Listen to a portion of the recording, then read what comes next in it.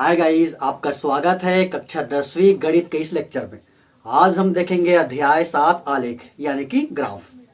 और board exam में हर साल एक क्वेश्चन इस चैप्टर से आता है, एक क्वेश्चन और 4 नंबर का। यानी कि इस वीडियो को देखने के बाद बोर्ड एग्जाम में आपके 4 अंक फिक्स हैं।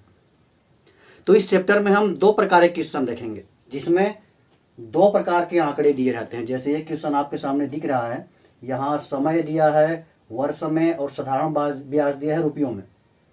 तो ये दोनों प्रकार का यहाँ पर आंकड़ा दिया हुआ है और दोनों के बीच में हमको ग्राफ खींचना है, आलेख खींचना है। हालांकि एक प्रकार का क्वेश्चन ऐसा भी हो सकता है जिसमें केवल एक ही प्रकार का आंकड़ा दिया हो और हमको पहले दूसरे प्रकार का आंकड़ा निकालना पड़े और दोनों आंकड़ों को निकालने के बाद हम ग्राफ खींचें।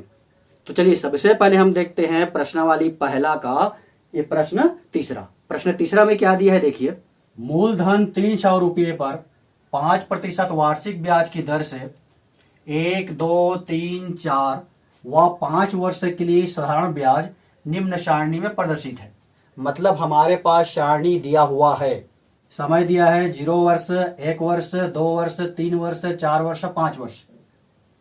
और साधारण ब्याज रुपयों में दिया है 0, 15 रुपया, 30 रुपया, 45 रुपया, 60 रुपया और 75 रुपया।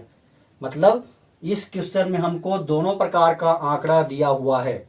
प्रश्न क्या कहता है, समय और साधारण ब्याज के बीच आलेख खींचिए, ग्राफ बनाना है। अगर हमको समय और साधारण ब्याज के बीच में आलेख खींचना है, यानी कि कोई भी ग्राफ हमको बनाना है, तो हमको 2 लंबवत रेखाएं चाहिए। ये हो गया ऊर्ध्वाधर रेखा और ये हो गया क्षैतिज रेखा। इससे पहले क्लासेस में भी आप पढ़े हैं, ये जो क्षैतिज रेखा है इसको हम कहते हैं एक्स अक्ष, और ये जो ऊर्ध्वाधर रेखा है इसको हम कहते हैं वाई अक्ष। ये हो गया वाई अक्ष। जहां पर दोनों रेखाएं एक दूसरे को प्रतिच्छेद करती हैं उसको हम कहते हैं मूल बिंदु, और मूल बिंदु का निर्देशांक होता है 0, 0। अब करना क्या है आपको, ये जो एक्स अक्ष और वाई अक्ष है इसको बराबर भागों में बांटना है। जैसे यहां पर हम बराबर दूरी पर चिन्ह बना लेते हैं इस प्रकार से। ध्यान ये रखना है कि आपको बराबर दूरी पर बनाना है इस प्रकार से। ऐसे इधर भी हम बराबर दूरी पर चिन्ह बना लेते हैं।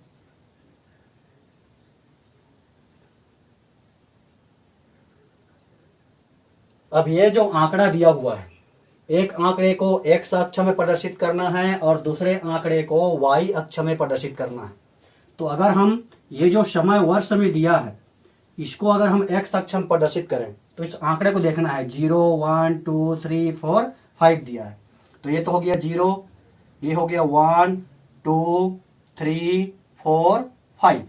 इधर भी हो सकता है 6, 7। ये जो एक्स अक्ष है किसको प्रदर्शित कर रहा है, समय वर्ष में। तो यहां पर हम लिख लेते हैं ये समय को प्रदर्शित कर रहा है किसमें, वर्ष में।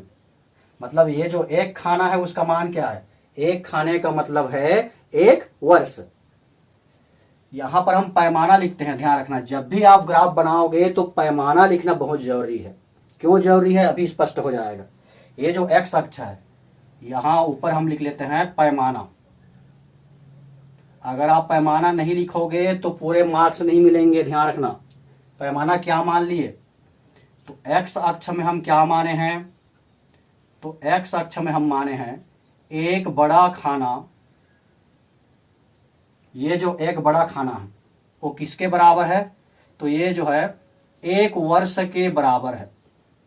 एक बड़े खाने का मतलब है 1 वर्ष। वाई अक्ष में हम क्या मानेंगे, देखो तो वाई अक्ष में हमको दिया है साधारण ब्याज रुपयों में 0, 15, 30, 45, 60, 75। अगर इसको 1, 2, 3, 4, 5, 6 लिखते जाएंगे तो 75 लिखने के लिए बहुत ऊपर जाना पड़ेगा या फिर संभव नहीं होगा। तो करना क्या है, इसका अंतराल बराबर है 15, 30, 45, 60, 75। ये तो 0 हो गया। इसको हम मान लिए 15, 30, 45, 60 और ये हो गया 75।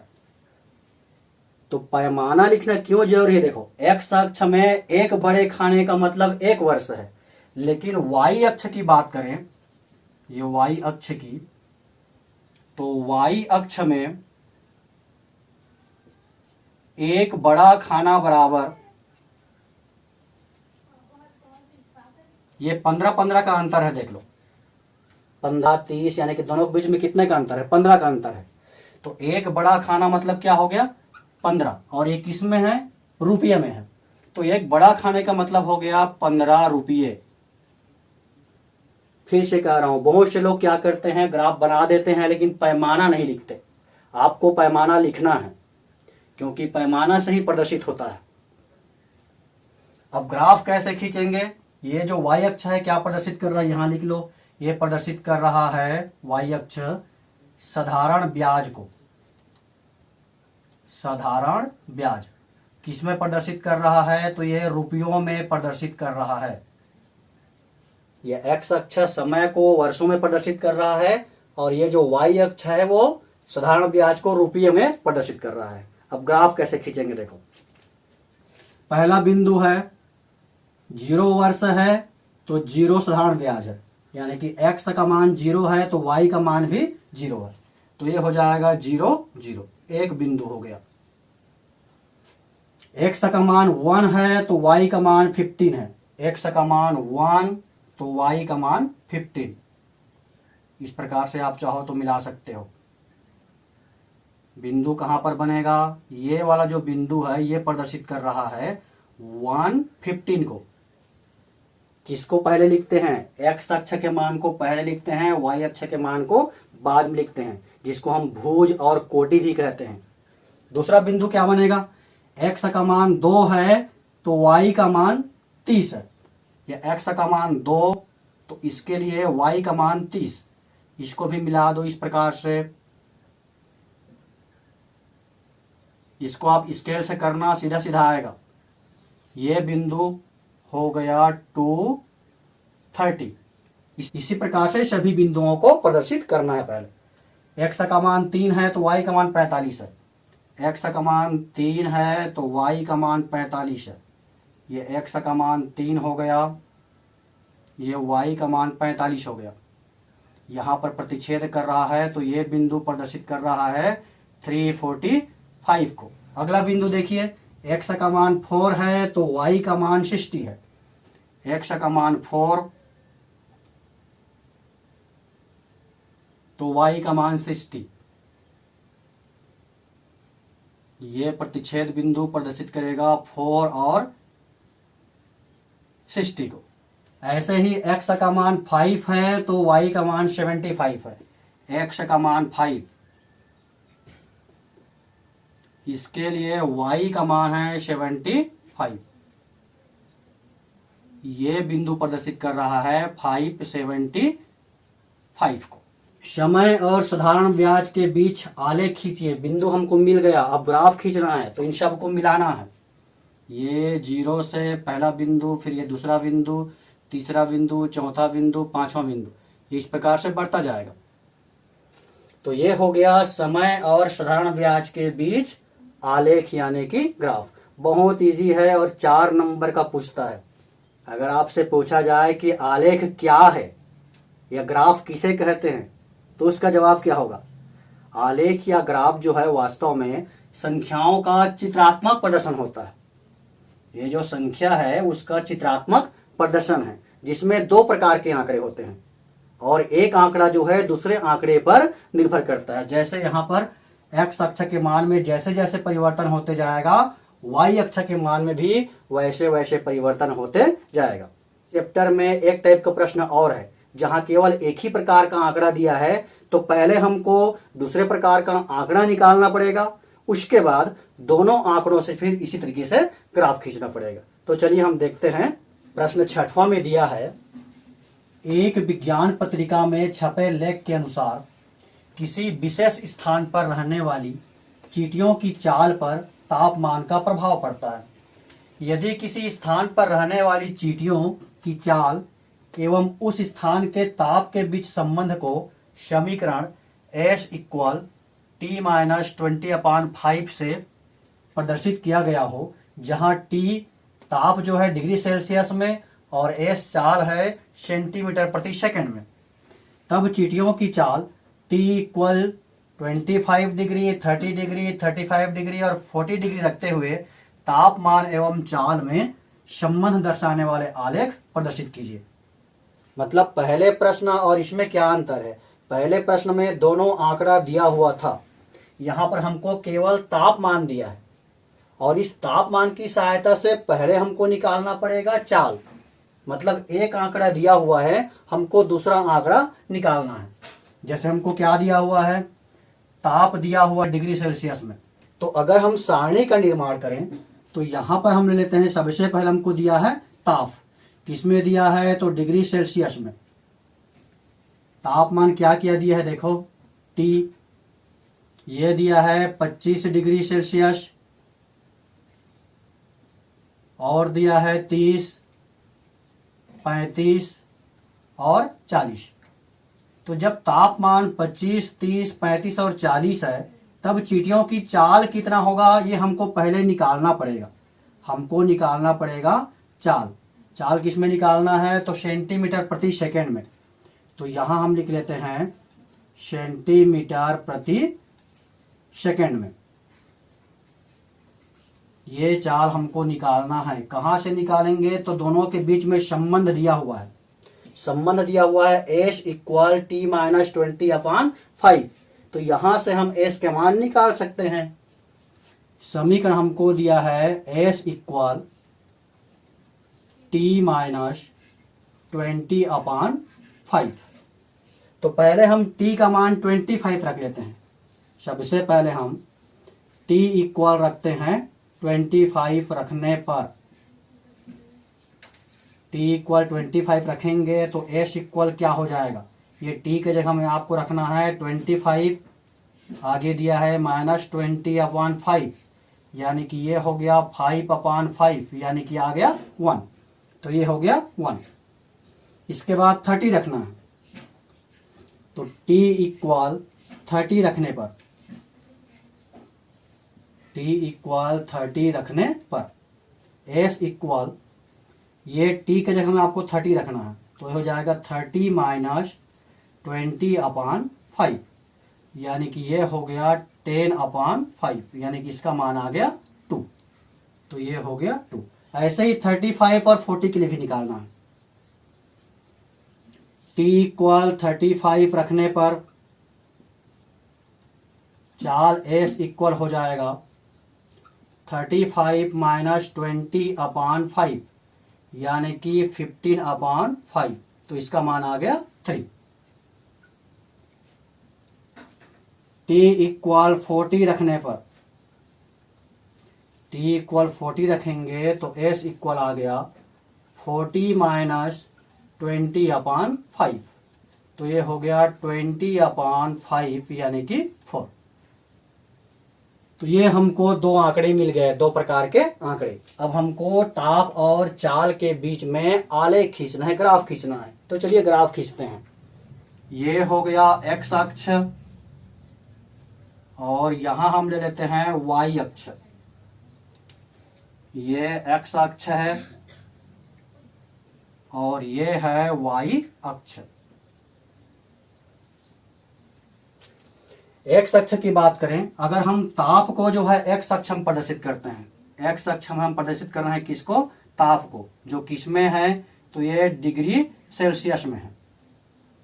और y अक्ष में हम प्रदर्शित कर रहे हैं चाल को, तो ये हो जाएगा चाल, ये किस में है? सेंटीमीटर प्रति सेकेंड में, सेंटीमीटर प्रति सेकेंड। तो x अक्ष में हम ताप को प्रदर्शित कर रहे हैं और y अक्ष में हम चाल को प्रदर्शित कर रहे हैं। तो ताप का जो मान है वो 25, 30, 35, 40 है। इसको भी आप देख सकते हो, 55 का डिफरेंस है। तो यहाँ पर ये 0 हो गया, ये मान लो 25 है, ये 30 है, ये 35 और ये हो गया 40।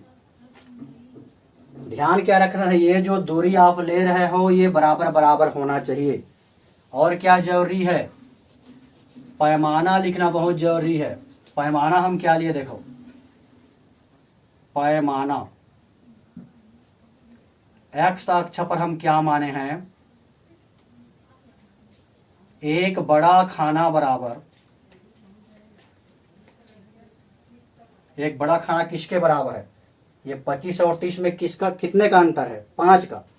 तो एक बड़ा खाना बराबर हो गया 5 डिग्री सेल्सियस ताप, 55 का अंतर है। तो वाई अक्ष में 1 2 3 4 दिया है, तो यहां भी बराबर बराबर में आपको ले लेना है 1 2 3 और ये 4। ये 1 2 3 4 किसको प्रदर्शित कर रहे हैं, चाल को। तो वाई अक्ष का पैमाना क्या हो गया,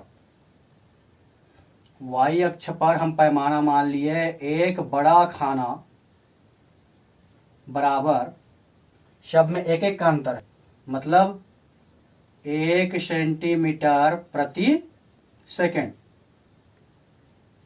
तो यह पैमाना लिखना मत भूलना, बहुत जरूरी है। जब तापमान 25 है तो चाल जो है 1 है, ये 25 है तापमान, तो चाल जो है 1 सेंटीमीटर प्रति सेकेंड है। तो ये पहला बिंदु मिल गया। जब तापमान 30 है तो चाल 2 है, जब तापमान 30 है तो चाल 2 है, ये चाल 2 है और ये है तापमान 30। ये चाहो तो यहां पर बिंदुओं को भी प्रदर्शित कर सकते हो। जब तापमान 35 है तो चाल जो है 3 है, तो ये 35 के लिए है 3, सीधा खींचना है, इसको ध्यान रखना, ये हो गया। इसी प्रकार से 40 के लिए ये हो गया 4, इनको हम मिला देंगे तो ये बन जाएगा ग्राफ। ये हो गया ताप और चाल के बीच ग्राफ यानी कि आलेख। अब ये जो प्रश्न छठवां हम पढ़े हैं अभी, जहां ताप और चाल के बीच में ग्राफ खींचे हैं, उसमें कुछ प्रश्न और दिए हैं जिनका उत्तर आप यहां से आसानी से लिख सकते हो। देखो, निम्न प्रश्नों के उत्तर दीजिए, ग्राफ खींचना है, साथ ही साथ निम्न प्रश्नों के उत्तर दीजिए लिखा है। पहला प्रश्न है एक्स अक्ष पर कौन सा आंकड़ा चुना, तो हम एक्स अक्ष पर कौन सा आंकड़ा को चुने हैं, ताप को चुने हैं। दूसरा क्वेश्चन है वाई अक्ष पर कौन सा आंकड़ा चुना, तो वाई अक्ष पर हम चाल को चुने हैं, और चाल किस में है, सेंटीमीटर प्रति सेकंड में। तीसरा है एक्स अक्ष और वाई अक्ष पर आंकड़े दर्शाने के लिए आपने क्या पैमाना चुना, एक्स अक्ष और वाई अक्ष पर आंकड़े को दर्शाने के लिए क्या पैमाना चुना है। तो एक्स अक्ष पर पैमाना हम माने हैं एक बड़ा खाना बराबर 5 डिग्री सेल्सियस, और वाई अक्ष पर पैमाना हम माने हैं एक बड़ा खाना बराबर 1 सेंटीमीटर प्रति सेकंड। चौथा कहता है जहां चींटियों की चाल 2.5 सेंटीमीटर प्रति सेकंड है, उस स्थान पर तापमान क्या है। चींटियों की चाल कितना है, 2.5 सेंटीमीटर प्रति सेकंड, 2.5 सेंटीमीटर प्रति सेकंड। मतलब यहां अगर चींटियों की चाल जो है 2.5 सेंटीमीटर प्रति सेकंड है, तो उस स्थान पर ताप कितना है। तो इसको अगर हम इस प्रकार से मिलाएंगे तो ये ग्राफ को मिलेगा। यहां से आप सीधा एक्स अक्ष में लंब डाल लो, ये लंब कहां पर मिल रहा है, देखो ये मिल रहा है 33 डिग्री सेल्सियस पर, यानी कि इसका उत्तर हो जाएगा जहां पर चाल 2.5 है, उस स्थान का तापमान कितना है, 33 डिग्री सेल्सियस। अगला क्वेश्चन क्या पूछा है, यदि तापमान 30 डिग्री सेल्सियस से 40 डिग्री सेल्सियस हो जाए तो चींटियों की चाल में कितना परिवर्तन होगा। तापमान कहां से कहां होना चाहिए, 30 से 40, तो चींटियों की चाल में कितना परिवर्तन होगा। तो 30 के लिए हमारे पास है 2 और 40 के लिए हमारे पास है 4, यानी कि परिवर्तन कितना हो रहा है, 4 - 2 करोगे तो ये हो जाएगा 2, तो 2 सेंटीमीटर प्रति सेकंड, ये उसका उत्तर हो जाएगा। यदि तापमान में परिवर्तन 30 से 40 होगा तो चींटियों की चाल में परिवर्तन कितना हो जाएगा, 2 सेंटीमीटर प्रति सेकंड।